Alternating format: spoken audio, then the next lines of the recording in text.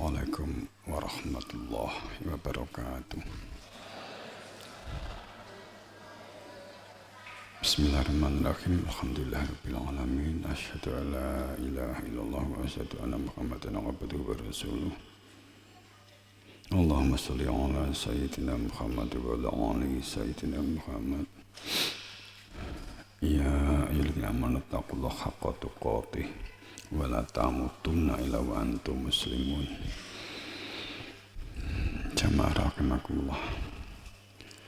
Pertama kita memunajatkan rasa syukur, melatih mendidik diri kita untuk tetap dalam kesadaran fakir. Kedua, salawat salam pada junjungan kita Rasulullah Sallallahu Alaihi Wasallam. Ketiga, bahwa dalam kita menjalani hidup dan kehidupan yang terus kita melatih, mendidik diri kita untuk terus berada di dalam hamba yang sadar. Hamba yang sadar. Seseorang yang memiliki kesadaran itu adalah mengenal dirinya. Orang yang mengenal dirinya itu akan mengenal Tuhannya. Ataupun dibalik, orang yang mengenal Tuhannya, mengenal tujuan hidupnya, maka mengenal dirinya, mengenal alamat kembali kepada Tuhannya, mengenal metode atau cara kembali kepada Tuhannya. Tapi aja mbok bayangke kaya nggawe tempe enek carane gitu. Artinya bahwa kita mengenal diri kita, maka mengenal asal usul kejadiannya, metode atau caranya yang bersifat batiniah, psikologi, emosi, pengendalian diri yang berpusat pada perilaku ego sing wangel. Itu memang yang sulit, itu adalah perilaku ego nafsiyah, ego keakuan, egosentris. Kalau kita berbicara ego, itu orientasinya adalah nafsu atau fisik, nafsu atau fisik, sehingga kita nesu atau emosi pijakannya karena fisik, kesalahan karena fisik, tujuan karena fisik. Maksudnya itu angka-angka. Terkadang yang dilakukan sama, makanya Tuhan memberikan solusinya supaya apa yang kita lakukan tetap dalam ridhonya Allah, tetap dalam ridhonya Allah. Sehingga kalaupun kita terbawa perilaku tegas, asidat alal kufar, tegas kepada orang-orang yang kafir dalam pengertian, dan kepada orang-orang yang beriman, pijakan utamanya adalah rohoma bainahum, di antara para mukmin, para iman itu pijakannya adalah cinta. Sedang kepada orang-orang kafir itu adalah tegas. Akan tetapi objeknya yang disebut sebagai kafir memang seharusnya berbeda, orang kafir dan orang yang iman. Karena orang iman itu mestinya tidak memiliki perilaku-perilaku kafir, sehingga seperti terpisah. Perilaku kafir itu perilaku tertutup, jadi bukan orang yang beda agama atau beda keyakinan atau beda budaya, tapi orang kafir itu orang yang tertutup, orang yang jumut, orang yang kaku, orang yang beku. segala sesuatu urusan itu dipijakkan pada niatnya material, tujuannya material, sandarannya material, materi. Jadi tidak dipijakkan pada cintanya kepada Tuhan. Sama-sama belajar, yang satu berpijak ketakutan jika tidak lulus, yang satu belajar pijakannya adalah karena cinta kepada Allah. Berarti cinta kepada dirimu sendiri. Kalau kamu cinta kepada dirimu sendiri, maka perilakumu akan penuh kasih, perilakumu akan penuh rahmat, perilakumu akan penuh akhlak, perilakumu akan penuh adab, perilakumu akan penuh pinter ngalah. Kalau sesuatu itu tidak substantif, tidak penting, itu nggak ada dampaknya apa-apa, diem ngalah. Tapi kalau enek dampak, yang dampaknya bisa membahayakan, dampaknya bisa tergelincir, dampaknya terlempar, dampaknya menjadi membahayakan bagi diri kita, diri orang lain, dan menyebar kepada yang lain, maka kita juga harus meluruskan, atau kita mencari cara atau metode supaya tetap di dalam perilaku yang lurus. Harus melepaskan enak enggak enak.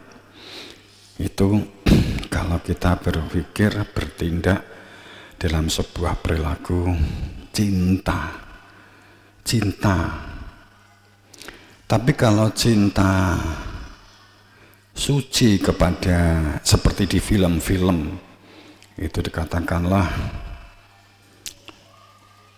love unholy gitu, bahwa cinta suci itu dikatakan sebagai cinta kepada lawan jenis. Ini adalah cinta suci saya. Kalau itu mbel gedes, itu gedes mbel, itu cinta yang akan, tapi itu kan seperti legal, apalagi sudah dibentuk, dibangun melalui media sosial. Yang dimaksud cinta suci itu pijakannya adalah cinta, pijakannya adalah kesadaran ruhiyah. Yang membedakan cinta suci dan cinta waliane suci ini kotor ya. Cinta suci dan cinta nafsu itu ya, cinta nafsu itu didasarkan pijakannya nafsu. Itu buta, akalnya buta, pikirannya tertutup. Orang yang nggak bisa diberi masukan, orang yang kaku dan beku, itu bukti cintanya cinta manipulatif, cintanya adalah kebohongan. Itu bohong. Kamu pendekatan kepada seseorang pada saat wuyung, cinta banget, itu temanmu sampai nggak berani memberikan masukan, dan kamu sendiri melihat orang yang kamu cintai itu segala-galanya, orangnya elek balas, itu menunjukkan cinta nafsu. Pun di organisasi juga sama. Pada saat kita di dalam sebuah organisasi kemudian bangga dengan sebuah organisasi itu, kita memberhalakan. Jadi kita sudah merupakan perilaku pemberhalaan. Orang yang kejebak permasalahan-permasalahan dunia itu biasanya karena kita mengira sudah pas, kemudian mengira itu sudah benar. Kita tidak bisa melihat itu adalah bukan cinta, akan tetapi sesungguhnya itu adalah ketakutan. Bukan cinta, tapi ketakutan. Takut kehilangan, takut ditinggalkan, takut tidak bisa makan, takut tidak bisa kerja, takut itu kebalikan aja dari cinta. Walaupun cinta itu kebalikannya adalah benci ya. Tapi orang yang takut dan orang yang cinta itu sangat berbeda. Orang yang takut itu cenderung dia tampak mencintai tapi sesungguhnya palsu. Takut. Kalau cinta itu suci dan murni, tidak takut ditinggalkan, tidak takut kehilangan. Kalau cinta itu suci, cinta itu murni. Akan tetapi penuh kesetiaan, penuh ketaatan yang ditunjukkan dalam perilaku juga sehari-hari kepada pasangan kalau kita ngomong pasangan, tapi tidak takut kehilangan. Tapi bukan berarti mancing supaya kehilangan. Angel kan? Itu kalau kita ngomong antara cinta, benci, dan takut. Tadi kan hanya sebagai sampling atau sebagai contoh. Jadi kalau sudah ada takut itu atau cintanya itu palsu, biasanya cara Tuhan mengingatkan, cara semesta Tuhan itu mengingatkan melalui semesta, melalui aktivitas semesta kehidupan semesta. Itu biasanya diingatkan. Kita menemui kendala-kendala, kita menemui benturan, kita menemui sesuatu yang menjadikan kita nggak nyaman, atau sebaliknya menggunakan bahasa Jawanya itu aji mumpung. Jadi misalnya aji mumpung, mumpung ada peluang, sehingga hilangnya analisa, hilangnya berpikir akal untuk berpikir rasional, nalar, datanya seperti apa, hilang akal. Itu menggunakan aji mumpung. Itu biasanya keblowok. Biasanya kemudian akhirnya seperti seseorang yang seperti hewan kemudian dipasangi jaring untuk akhirnya terjebak. Akhirnya kita terjebak terhadap permasalahan, tapi kita sering tidak sadar. Akhirnya kita kena masalah dan kita terjebak dengan masalah itu. Itu cara Tuhan mengingatkan. Dalam mengambil langkah pasti ada yang salah. Pasti menggunakan aji mumpung salah satunya. Itu ciri orang yang cintanya adalah cinta manipulatif. Maka hati-hati. Apalagi kalau kita sudah cinta kepada subjek cinta gendeng. Cinta gendeng itu cinta buyung ya. Ya, itu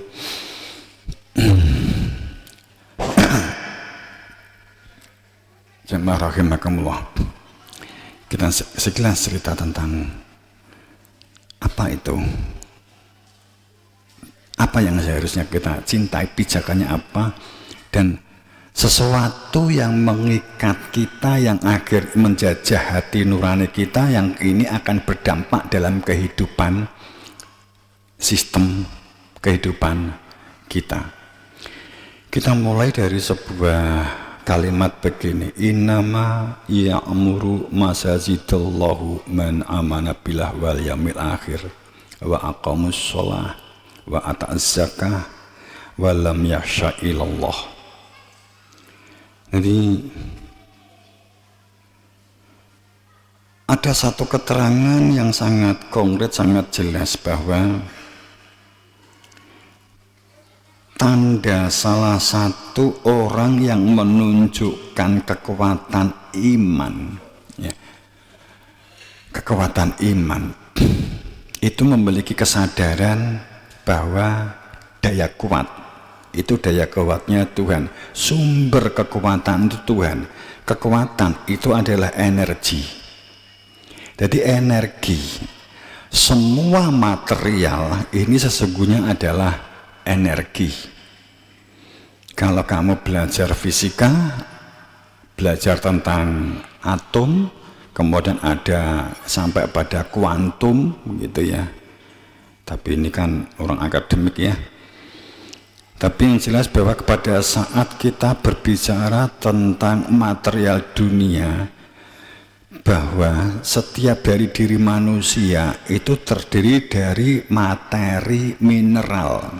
Tubuh kita itu sesungguhnya adalah gabungan dari mineral-mineral, yang mineral-mineral ini terdiri dari atom-atom sampai tingkat quartz. Quartz itu adalah yang lebih inti daripada inti atom. Kalau yang masih ingat pelajaran zaman SMA atau sekarang masih SMA atau perguruan tinggi berkaitan dengan kimia. Nah, pada saat kita berbicara perihal, saya nggak ngomong detailnya, saya ngomong global karena pun nanti kalau ngomong itu juga nggak Jawa, nggak nyambung ya. Tapi pada saat kita berbicara bahwa kehidupan kita ini, semua benda ini kamu harus yakin saja, ini sebenarnya argumennya adalah sains ya, bahwa yang tampak mata ini sesungguhnya adalah kosong. Itu mungkin membingungkan. Yang tampak fisik ini semuanya adalah sesungguhnya adalah energi, itu aja. Itu energi. Energi itu kekuatan, daya kuat. Maka di dalam Al-Quran terungkapnya kan nafakhtu fihi min ruhi, daya kuatmu itu dariku asalnya, ruhmu itu dariku. Ruh itu daya kuat. Ruh itu daya kuat. Kamu bisa melihat, kamu bisa mendengar, kamu bisa berbicara, itu karena ada daya kuat. Ada daya kuat yang asalnya dari Tuhan. Itu energi. Itu energi. Sumber energi itu adalah Tuhan sendiri. Sumber energi itu adalah Tuhan. Apakah berarti bisa dikatakan bahwa manusia itu sama dengan energi?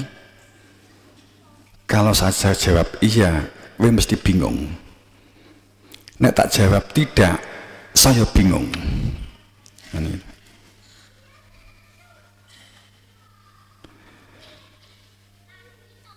Aktivitas apapun di dunia ini karena ada energi Tuhan. Itu aja enaknya, ada energi ketuhanan, ada energi Tuhan. Nafakhtu fihi min ruhi. Sebenarnya saya hanya mengatakan demikian loh. Kemudian apa yang kita gunakan untuk mengaku bahwa itu adalah daya kuat kita? Kesalahan yang kita lakukan atau ketidakselarasan yang kita lakukan, ketidakharmonisan yang kita jalani, asinkron atau tidak sinkron. Hidup itu seharusnya kan sinkronitas. Sinkron itu ya sinkron gitu ya, sinkron. Ada kiri kanan, ini kan sinkron gitu ya, sinkron.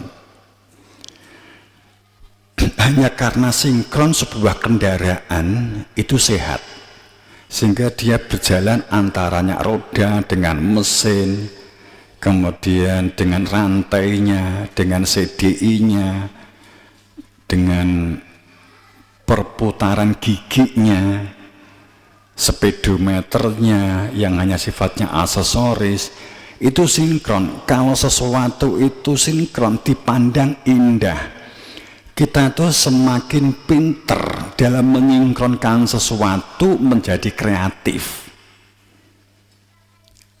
Saat kemudian sinkron ini disatukan menjadi sebuah sinergi, mengarah kepada inovasi, menjadi layak jual, kan gitu ya, bla bla bla bla begitu. Ini sinkron. Karena sinkron manusia itu tampak sempurna karena sinkron antara mata, hidung, itu kan sinkron. Walaupun ada sing banggir, anak sing pesek, tetap sinkron gitu lah. Tetap sinkron. Peseke dadi manise, peseke dadi apike, dadi becike bangire ya dadi becike enggak nanti kembangiren. Terus melaku akhirnya irungnya ketatap lawang disik kan juga enggak. Itu sinkron. Itu namanya sinkron.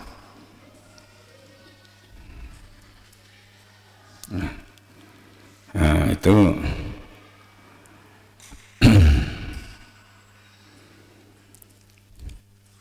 jadi kehidupan ini bagaimana supaya kita itu, permasalahan yang ada itu karena tidak terjadinya sinkron.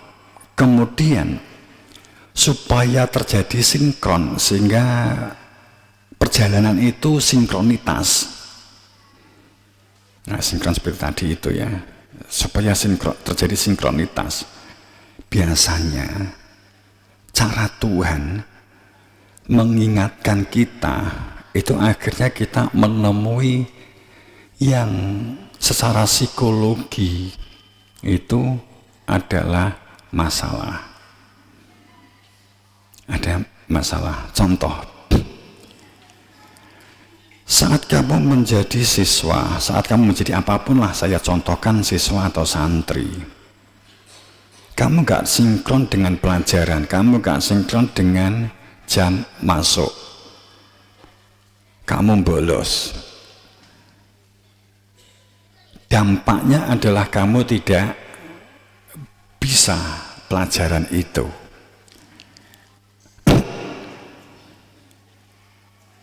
Pada saat kamu seharusnya itu adalah berkarya, ternyata menggemukkan diri. Misalnya kan menggemukkan kan tidur ya. Nah, itu menjadi nggak sinkron. Dampaknya nggak sinkron, itu akhirnya muncul obesitas, gelimbang-gelimbung, roroh, lemu kan gitu. Nek wis kemudian lemu terus muncul sing darah tinggi, sing rono-rono gitu ya. Itu sesungguhnya adalah sesuatu yang tidak sinkron. Jadi ada daya kuat yang telah Allah anugerahkan sehingga kita bisa bergerak. Kalimatnya begini, bukan narasi ya, diksi yang kita ambil atau kalimat kata yang kita ambil, bukan naratif. Kan bahasa naratif itu kan manipulatif. Jadi pada saat kita berbicara, saat kita untuk masalah satu, ada kalimat begini,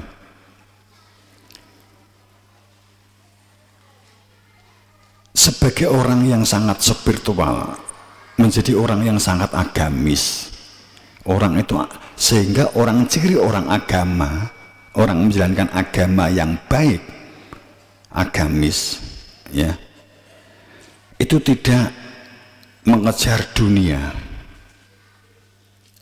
hidupnya tidak untuk dunia. Kemudian segala sesuatunya sadar bahwa yang dituju adalah Tuhan, sehingga aktivitasnya semua gerak-geriknya itu adalah untuk Tuhan, cara Tuhan, metode Tuhan, syariatnya adalah syariatnya Tuhan. Kemudian yang namanya belajar, yang namanya bekerja, yang namanya berpolitik, yang namanya bersosial, itu dunia. Maka ada yang sampai menyimpulkan, sehingga kita kan sering menjadi sasaran olokan. Jadi di mata pelajaran di kita itu ada keterampilan, kowe diajari mesin, kowe diajari elektro, kamu diberi pelajaran tata boga, ben iso pinter masak. Pemeneh wong wedok nek wis keluarga, faktane nek gak iso masak kowe duwe bojo tetep ingoh ungah-unguh. Itu faktane ngono kuwi. Ndelala entuk bojo sing lanang, wong wedok mesti bojone lanang to. Ndelala bojone iki ya ora iso masak. Kereng pisan njaluk panganane, masak bojone enak. Wis itu ademe mung seminggu, bar kuwi wis geger mung perkara tempe, tahu. Ngopo masak banyu gosong. Makanya kita ada pelajaran tata boga, tapi bukan berarti ini masalah feminin, bukan maskulin, tapi ini kita tetap petakan. Kemudian juga tadi elektro kan sudah, kemudian ada menjahit, ada rias. Itu sering kita mendapatkan olokan pondok ndunyo. Kita sering banget mendapatkan olokan, apalagi dulu-dulu.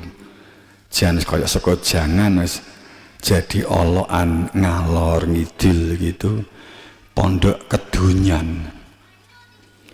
Ning faktane enek satu perilaku sing sangat bertentangan, yakni politik. Politik mesti kaya cenderung ngapusi, awak dhewe malah gak tahu politik, kono iki malah politik guys. Kono-kono sing ngelok-ngelokne kuwi sing jago politik, jago ngapusi. Wijan orang itu kan benih kan hanya untuk ngelok ke orang lain, untuk dirinya itu kan jarang orang yang iso benih, itu jarang. Makanya ini yang kita katakan ada kesalahan pemahaman yang sangat fatal, nggak sinkron, namanya nggak sinkron. Itu namanya nggak sinkron. Hanya memahami bahwa sholat, poso itulah yang dikatakan ibadah. Kemudian yang bekerja itu kedunyan. Itu argumen yang diwalik-walik, argumen sing jambu mente, ndase ndek ngisor sikile ndek dhuwur. Lah nek jambu mente kan bener, nek menungso kaya ngono kuwi kan enggak bener gitu loh. Jadi pada saat kita berpikir dengan pola dan gaya jambu mete, dadine kemlete begitu ya, itu bahaya. Hidup itu nggak sinkron, banyak benturan. Tadi saya kan matur, Allah telah memberikan daya kuat. Allah telah memberikan daya kuat. Saat perilaku-perilaku yang tampak sangat ritual, akan tapi tanpa nilai, tanpa value, tanpa sebuah makna, kosong karena hanya wadah, orientasinya wadah, tidak ada isinya, tidak ada airnya, tidak ada bijinya, maka tidak akan pernah tumbuh karena memang tidak ada bijinya. Tidak ada bijinya, maka orientasinya hanya wadah, hanya jasad, hanya lahiriah, sehingga tampak sholat akan tetapi kosong batinnya, maka Allah menyebutnya fawailun, celaka orang yang sholat kosong. Dari yang saya sering matur bahwa sholat itu sambung, sholat itu manunggal, itu adalah sambung. Bukan berarti kemudian kowe meninggalkan sholat, kowe nyeblung yang saya maksud, terus kowe ki nyalah fahami, akhirnya wakeh santri mungkin bisa jadi jamaah dora sholat kijan karepe dhewe goblok kok dipek dhewe iki piye to. Maksud saya itu adalah nek sholat ki ojo kosong gitu loh. Bukan kemudian ninggal ke sholat berarti sholat ini gak penting. Wes jan gendeng itu sing gendeng ki sing kita anggap juga wis tuwek, wis manajemen, wis dolanan iki, dolanan obat, dolanan iki. Terus tak kira ki ya wis iso mikir, tiba ya malah dora salat kan gitu kan. Itu ninggal ke sholat. Jadi yang saya maksud itu adalah pada saat kita itu sholat itu sambung, bukan pengertiannya tinggalkan untuk sholat. Ya aneh sholat sing rogo, aneh sholat itu kalau kita ngomong. Saya kembalikan ini karena isunya kan di cabang ranting beberapa kan kemudian nggak sholat gitu. Itu kan fatil ki fatal banget gitulah. Saswini ki aku ya meneng tak delok alah wis ben ngono goblok-goblok dhewe ya kan. Jadi itu maknanya itu sambung posisi akalnya jadi mana, posisi hatinya di mana, posisi gerak-gerik badannya gimana.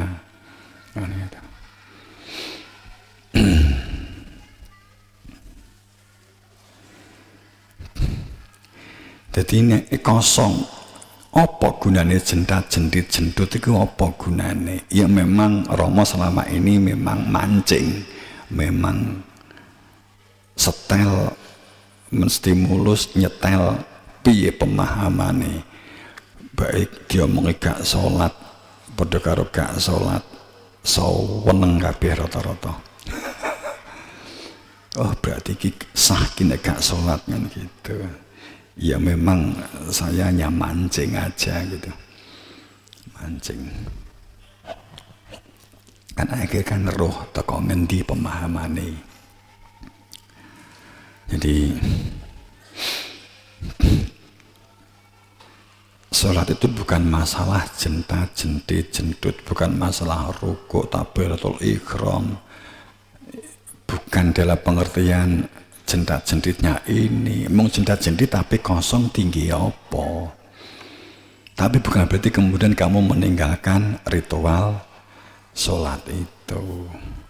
Utamanya yang kita tekankan kesadaran saat matahari setelah terbenam sampai matahari terbit, maghrib, isya, subuh, kan gitu.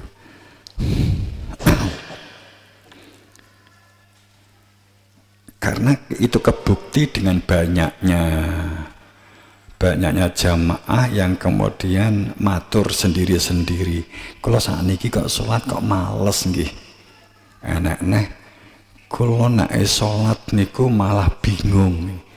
Itu kan karepe penilaianmu dewi, angen-angenmu dewi. Terus kowe rumangsa sholat sak wabot tidak sholat, kemudian kowe menyimpulkan berarti saya dengan Tuhan tidak boleh sholat. Gendeng iki do nyimpulin ngono doan. Jadi nek matur Romo itu disuruh diminta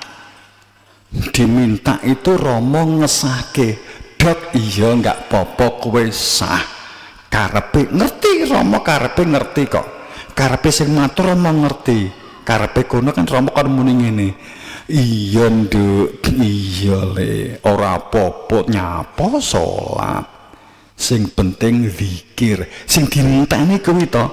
Kuwi engko nek Rama ketrocot plek ngono. Oh iya tekan dini saweneng.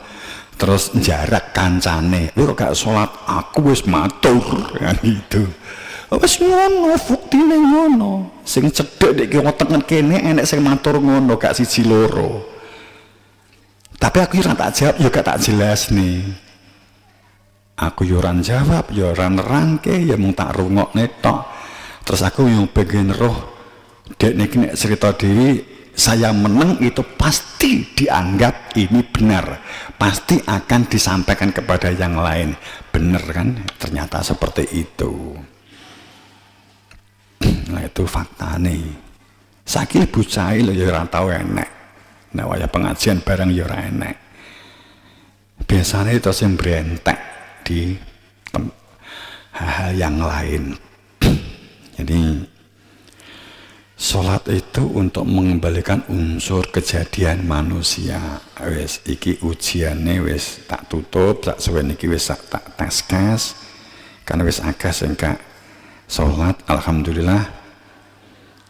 Wes paling tidak uji coba entuk ternyata dilokke dari masyarakat, dilokke sedulur, diolok-olok oleh orang luar itu tahan pada saat opo gak sholat tahan. Tapi nek dilokke yang lain kok gak tahan, masa dilokke gak sholat itu bersandar jawabannya rata-rata kabeh bersandar. Dawuh guruku ngene iki kok nah gitu bersandar. Tapi kalau kesulitan yang lain enggak bersandar. Nanti nek dia elek bersandar. Ke terus nek akhirnya dimusuhi terus matur.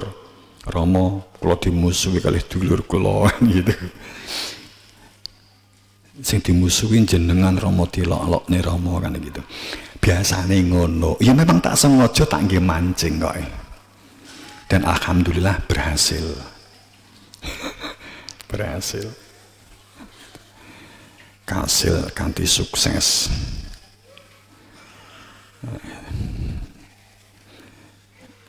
Dilihat dari nek pas maghrib dilihat Romo enggak melakukan berang-berang tahun enggak di masjid. Romo ngempete luwih nemen timbangane sampeyan. Ngempete rane enteke. Romo di rumah itu sholat sambil kram, sholat sambil senep weteng, sambil kelaran, sambil kesakitan. Terus nggak ada habis-habisnya. Ya jadi secara menungso ya wis jenuh sih. Sudah jenuh hebat, kesakitan hebat.